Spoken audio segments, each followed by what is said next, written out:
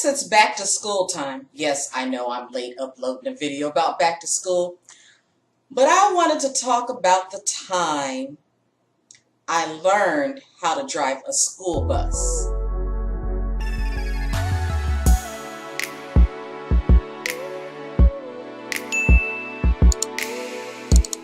Hello, Dawnies. Welcome back to my channel. If you haven't already, please go ahead and hit that red subscribe button and give this a like. Let's make this, let's go for 100 likes and 100 subscribers. I have 52 subscribers. Can we get 100 subscribers by October? I've been at this a year. Help a sister out. So let's get on with the story. Well, I was late getting my driver's license. When I was in high school, they even taught driver's ed. You didn't have to pay for it. It was included in high school. You know, they find a way to make money. They eliminated that. Now you have to pay for it. So I had taken driver's ed twice, and I wasn't too much comfortable driving.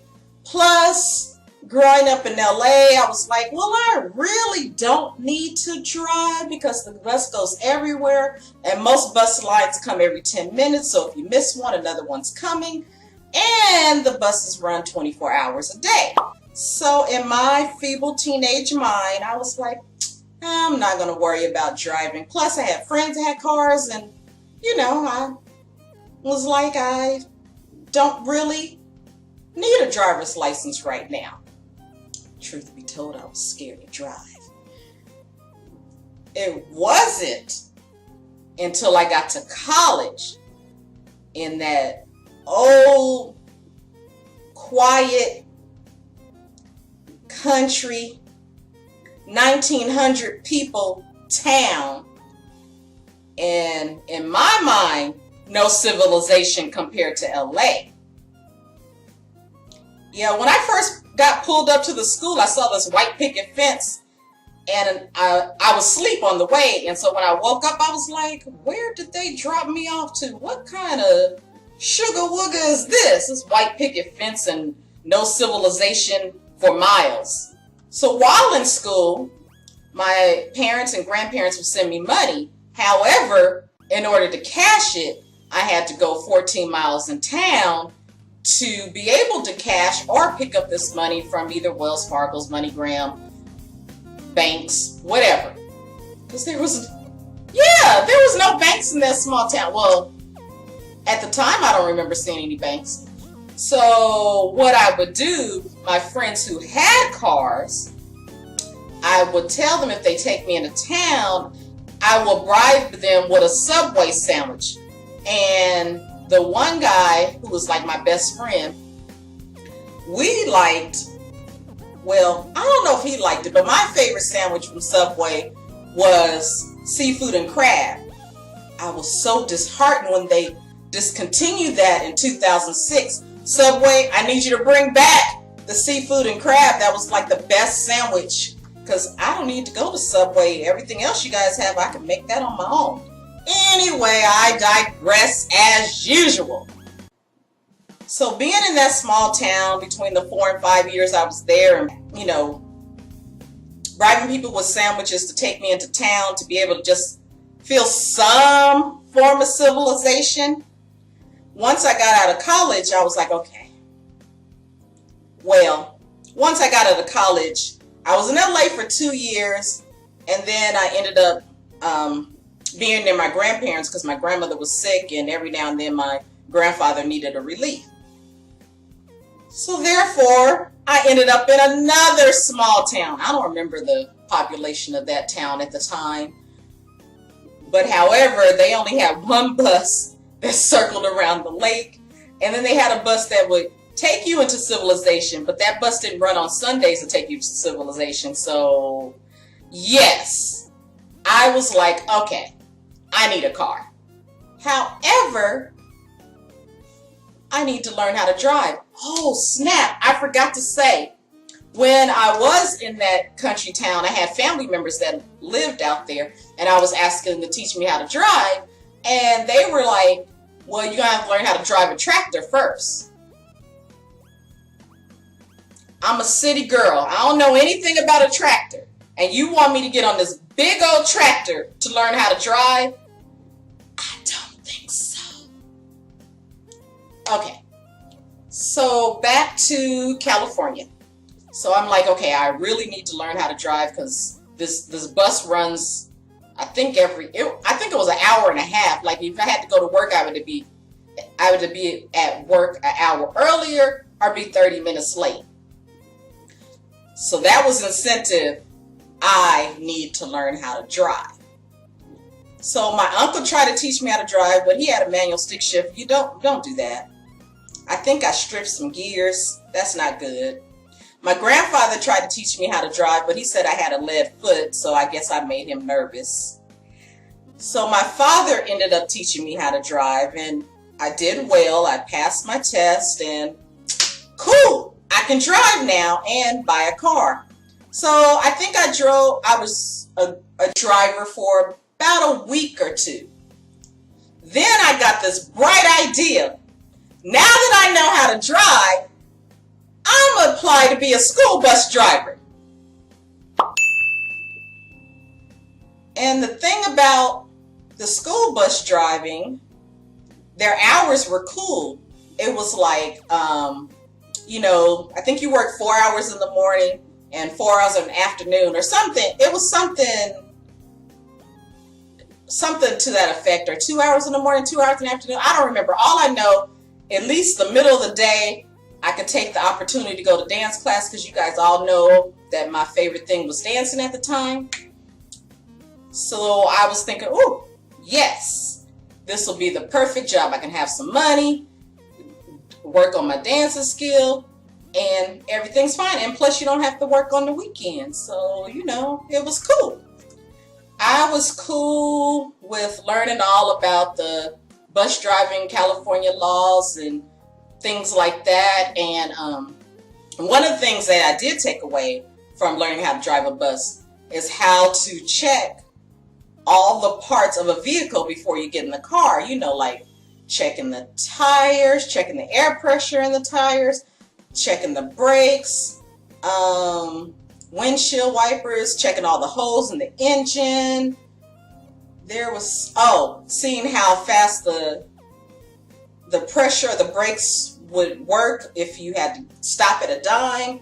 I think that's called RPIs. You guys remind me, this was umpteen years ago, so remind me if it's called RPIs. I think it's called RPIs when you're checking your brakes. But anyway, so there's times when I'm buying a car, I remember these things and check out all these things, because most of the time I buy a used car. I don't have a car now, but hopefully one day. So yeah, I'm back on the bus. Anyway, that's not what we're talking about. So with all that said, I was cool with learning all that stuff about the bus. Now, it is time to train to drive the bus. So I get in the bus, I'm cool backing up, I'm cool driving forward, I'm cool making a left turn. Yeah, even in the car, I was scared to make a left turn. I know somebody who makes right turns everywhere she goes because she's scared of a left turn. How she gets around is beyond me, but she survived, so hey. But with the bus being so big, I was like, cool, I can make a left turn. What I couldn't get was making right turns. Right turns, for some reason, I just couldn't get it. The trainer kept saying, remember the wheels are behind you. With that said, remember I just got my license last week. So yeah, I didn't understand the concept of the wheels being placed behind me because it's a big old bus. Because some basic cars, the wheels are in front of you. But it didn't make sense to my 26-year-old mind what the heck she was talking about. So I just kept running over curbs every time she told me to make a right turn. She kept telling me to pull out further. But as you know, if I just finished learning how to drive a regular car, they told me don't pull out too far. So I'm still in this car concept driving a big old yellow bus. So after a week of her trying to get me to understand the concept of the wheels being behind me, I come in on Monday. I want you guys to take a guess what was told to me. I'm going to give you a few moments.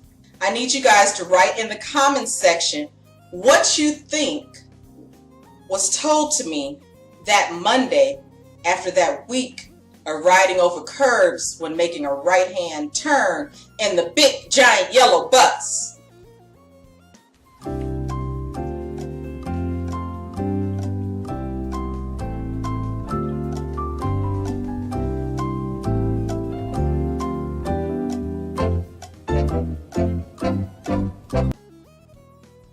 So on Monday, she was like, well, we're not going to go in the big bus. We're going to have you drive the little yellow bus. And in my mind, I'm like, cool, yeah, that's smaller. However, during the training, we had precious cargo on the bus. And you all know what I mean by precious cargo and the little short bus. So I was like, okay, in my 26-year-old mind, we're going to drive this little bus. And I was cool driving the little bus. However, the precious cargo was the part that was freaking me out because they had different personalities that I hadn't encountered in my life, and I wasn't prepared for the things that would happen on the little short bus. It just wasn't my forte. So I did that for a week.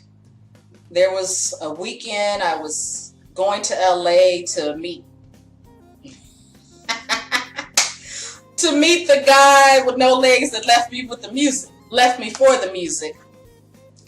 And I was so excited that I was going to see him that I got in a car accident. And I was a little shell-shocked from the car accident that I didn't continue learning how to drive a school bus. Well, Dawnies, that was my story of how I learned how to drive a school bus, or should I say, my attempt to driving a school bus. Well, you guys, remember to toast to life because it makes for a great story. And thanks for watching. Be sure to subscribe, click the notification bell, and check to receive all notifications.